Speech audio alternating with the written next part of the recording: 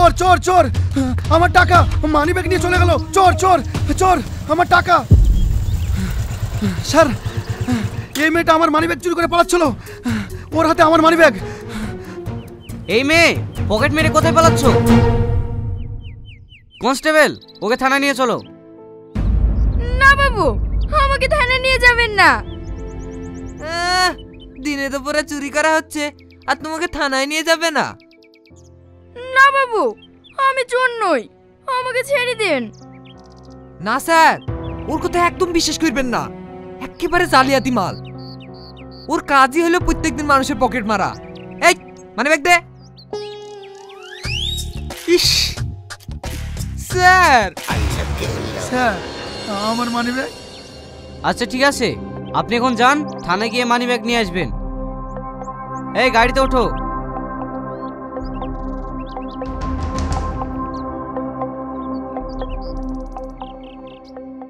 Sir, bullet একটু ঘুরতে গেলে হয় না? হ্যাঁ হ্যাঁ, তোমাকে এত বেড়াইতে নিয়ে যাচ্ছি। এই রুলের বাড়ি যখন পিঠে পড়বে না, বেড়ানোর সাথে একেবারে মিটে যাবে। আপনি না খুব নিরসিক মানুষ, কথাবার্তার কোনো রসই নেই। স্যার,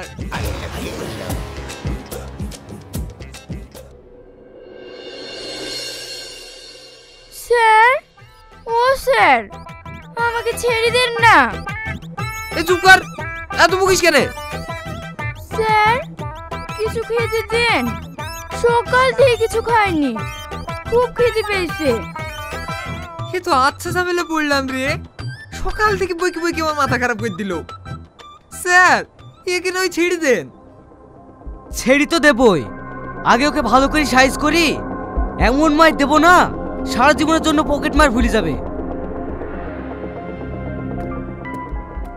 স্যার, ও যদি পকেট না মারে তাহলে আমরা খাবো কি? তোমরা কারা একটা পকেট মারার জন্য উকালতি করতে এসছো? মিলন চাচা, তোমরা আবার এখানে এলে কেন? তুই আমাদের জন্য লকআপে থাকবি আর আমরা আশ্রমে আরামে ঘুমিয়ে থাকবো বল? আশ্রম মানে? আমি তো আপনাদের কোনো কথাই বুঝতে পারছি না। ও নিজে খাবার জন্য এ কাজ করেনি স্যার।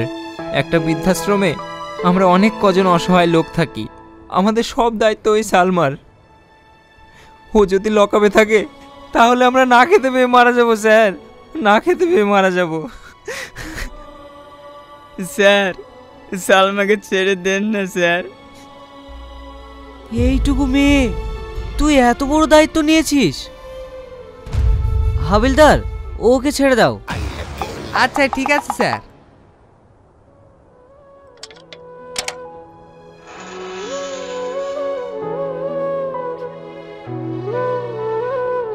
স্যার, আমাদের আশ্রমে যাবেন?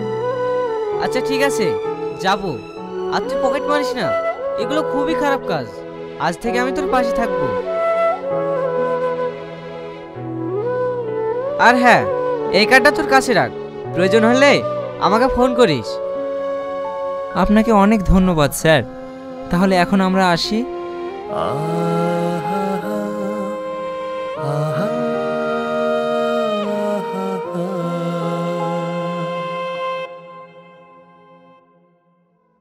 আজকে যেন তুমি বেশি রাত করো না, তাড়াতাড়ি বাড়ি চলে আসবা, মনে আছে তো? পরশুদিন কিন্তু বাবুর জন্মদিন।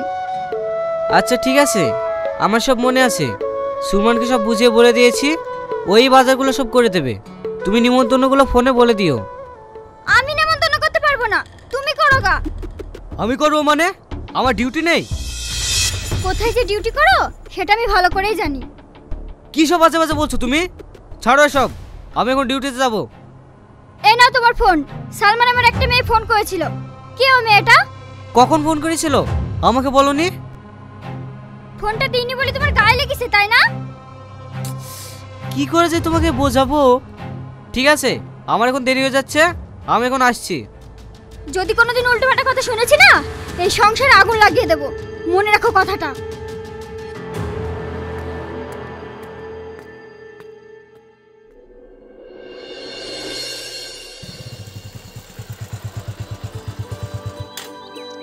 রহিম চাচা, রহিম চাচা, ভালো আছেন? আমাদের কথা আপনি মনে রেখেছেন স্যার। আসুন আসুন, এখানে বসুন। আচ্ছা ঠিক আছে, অত ব্যস্ত হওয়ার কিছু নেই। কই সালমাকে তো দেখতে পাচ্ছি না, কোথায় গেছে? আপনি এখানে বসুন, আমি এক্ষুনি ডেকে নিয়ে আসছি।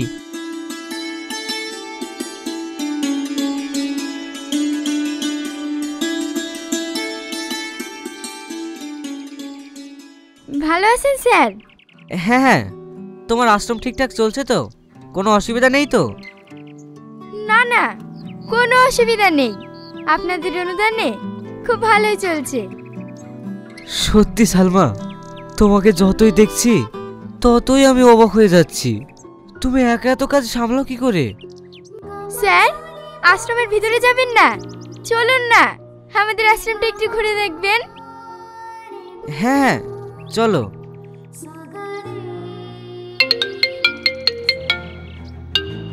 হ্যালো, কি বলছেন? খুব এমার্জেন্সি, আমি এক্ষুনি আসছি। ঠিক আছে সালমা, আমি এখন আসি, অন্য একদিন এসে ভিতরটা ঘুরে যাব। ভালো থাকো। হ্যাঁ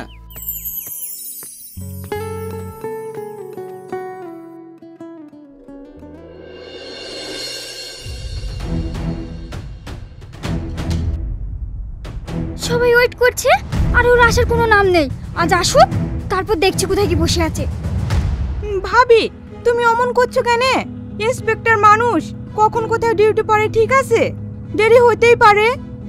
তুই জানিস নি ওর স্বভাব ভালো না। এই তো আমি চলে এসেছি। রাজু, এই তোমার আসার সময় হলো? আজকের দিনও তুমি তাড়াতাড়ি আসতে পারলে না? রাত দিন কার কাছে পড়ে থাকো? আসুন আমরা সবাই জন্মদিনে অনুষ্ঠানটা সেরে ফেলি। Happy birthday to you, happy birthday to you, happy birthday dear Raju.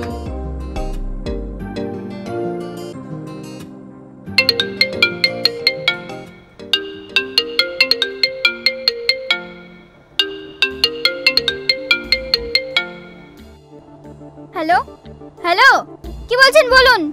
Madam, sir নেই, ফোনটা স্যারকে দিন না প্লিজ। না নেই, রাখুন ফোনটা। কি গো, ফোনটা কেটে দিলে যে? কে ফোন করেছিল? ফোনটা কেটে দিয়েছি বলে তোমার রাগ হয়েছে তাই না? গেস্টরা যাক, তারপর তোমার হবে। ভাবি, আমরা আসছি।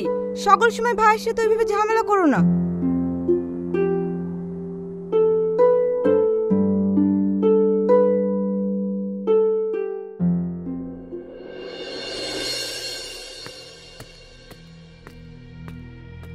ওইভাবে বসে বসে কি ভাবছো? আবার যাবা নাকি?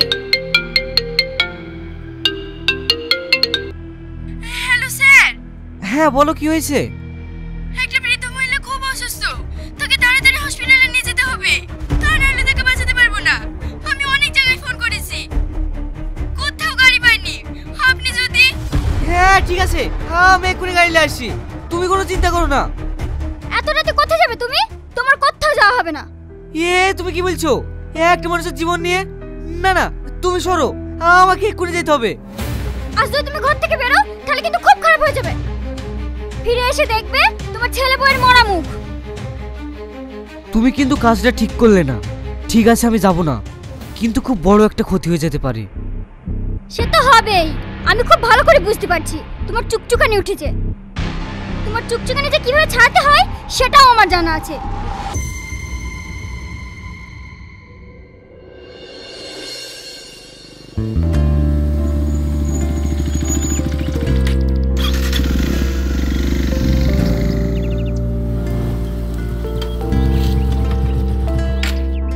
কি সালমা, তোমাকে আমি বলিনি এরকম কাজ তুমি কোনোদিন করবে না?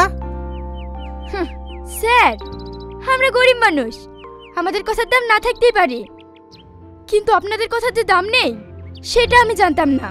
কেন, কি হয়েছে? কিছু হয়নি স্যার, আমাদের আশ্রমে যে বৃদ্ধ মহিলাটা অসুস্থ হয়েছিল উনি কালকে রাত্রেই মারা গেছে। কাল যদি আপনি গাড়িটা নিয়ে আসতে পারতেন তাহলে ওই মহিলাটা বিনা চিকিৎসায় মারা যেত না। আই অ্যাম সরি, আমার ভুল হয়ে গেছে, আমি আসতে পারিনি। ভুল আপনার হয়নি স্যার, ম্যাডাম আপনাকে... ঠিক আছে, তোমাকে চাঁদা তুলতে হবে না, যত টাকা লাগে আমি দেব।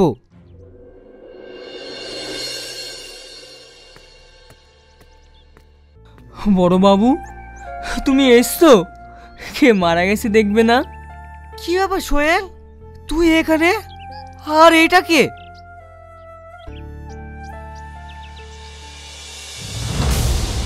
মা? এ তোমার মা?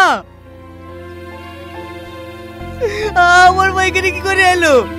সোহেল বল, সোহেল বল, আমার মা এতদিন ধরে এখানে আছে, তুই আমাকে কেন বলিসনি?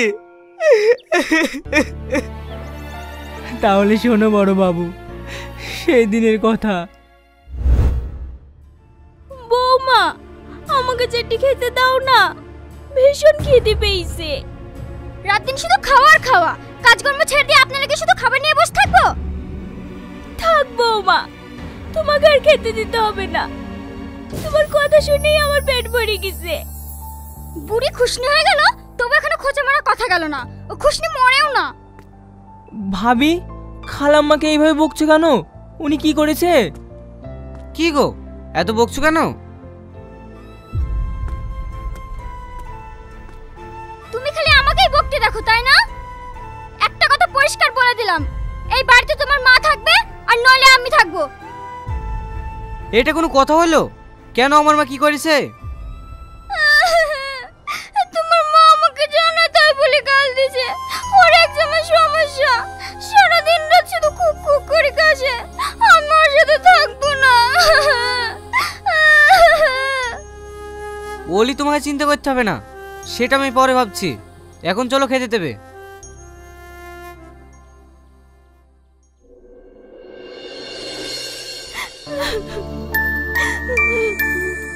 আপনি কাঁদবেন না খালাম্মা, এই পৃথিবীতে যার কেউ নেই সেও তো বেঁচে আছে। আপনি না হয় সেভাবেই থাকবেন। এইসব নিয়ে আমি ভাবছি না রে বাপ, না জানি আমার ছেলেটার কোনো ক্ষতি না হয়। সোহেল, এই বাড়ি থেকে আমাকে দূরে কোথায় নিয়ে যেতে পারবি? চল না বাপ, এখানে আমার দম বন্ধ হয়ে আসছে, এখানে আমি এমনি মারা যাব। আমি তোমাকে তাই নিয়ে যাব খালাম্মা, এই নরকে তোমাকে আমি আর থাকতে দেব না।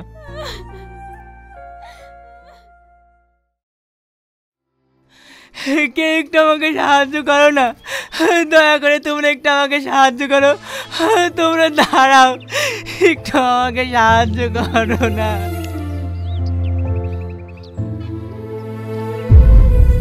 এই সালমা, ওই দেখ একজন অ্যাক্সিডেন্ট করেছে, চল দেখি। চল চল, তাড়াতাড়ি চল। ইস, এনাকে তো ব্যান্ডেজ করতে হবে, তাড়াতাড়ি চলুন আমার সাথে। চাচিমা, আপনার বাড়ি কোথায়? কোথায় যাচ্ছিলেন বলুন, আমি আপনাকে রেখে আসছি। আমার কোনো বাড়ি ঘর নেই রে মা, আমি এক হতভাগী। সে অনেক কথা, অনেক কষ্টে আমি খালাম্মাকে ওখান থেকে নিয়ে এসেছি। যদি না আনতাম তাহলে খালাম্মা হয়তো মারা যেত। আপনাদেরকে কোথাও যেতে হবে না, এটা একটা বৃদ্ধাশ্রম, আপনারা এখানেই থাকবেন। আর সোহেল, এই আশ্রমটা তুমি একটু দেখাশোনা করবে। সেই থেকে আমরা এখানেই থাকি বড় বাবু। কাল রাত্রে যদি তুমি আসতে তাহলে খালাম্মা হয়তো মরতো না। তুই চুপ কর সোহেল, চুপ কর। সব করেছে ওই কাল লাগানি, ওই কাল লাগানি যদি না থাকতো তাহলে আমার মাছ পড়তক না। না স্যার, আপনি দুঃখ করবেন না, মা তো সারা জীবন কারোর বেঁচে থাকে না। আচ্ছা সালমা, তুই তোমার ছোট বোনের মতো পারবি না তোর এই ভাইটাকে আশ্রমে একটু জায়গা দিতে? হ্যাঁ ভাই, আপনি পারবেন আমার এই গরিবের আশ্রমে থাকতে? একটা ভাই বোনের মধ্যে সম্পর্ককে আমি কোন চোখে দেখছিলাম? ছি, আজ আমার নিজের প্রতি ঘৃণা হচ্ছে। পারলে তুমি আমাকে ক্ষমা করে দিও। তুই এখানে কেন শিকার লাগিনি? তোর জন্য আমার মা বিনা চিকিৎসায় মারা গেছে। তুই এখান থেকে বেরিয়ে যা, তোর মুখ যেন আমাকে দেখতে না হয়। থাক ভাই এসব কথা, চলেন না ভাই, চাচিমার শেষ কাজটা আমরা সবাই মিলে একসঙ্গে করি।